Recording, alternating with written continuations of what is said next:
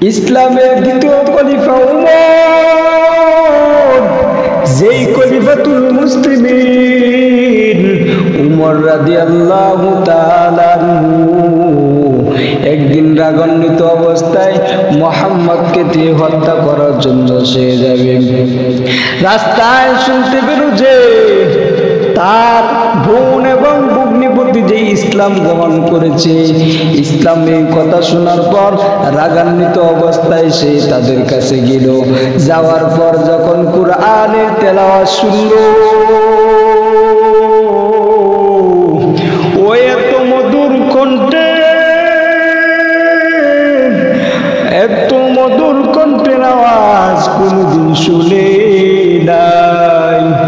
খলিফাতুল মুসলিমিন উমর এই আওয়াজ শোনার পর তার দিল নরম হয়ে গেল। মুহাম্মদ সাল্লাল্লাহু আলাইহি সাল্লাতু ওয়া সাল্লামকে বলে, ও মুহাম্মদ আমাকে কালিমা পড়ায়া দেন। খলিফাতুল মুসলিমিন উমর রাদিয়াল্লাহু তাআলা যখন ইসলাম গ্রহণ করে, আমার নবী রাহমাতুল লিল আলামিন তিনি দোয়া করেন, আল্লাহুম্মা আইজ্জাল ইসলামা বিউমর ইবনে খাত্তাব, আয় আল্লাহ আমার উমরকে তুমি, ইসলামকে আল্লাহ তুমি উমর দ্বারা তুমি শক্তিশালী করো।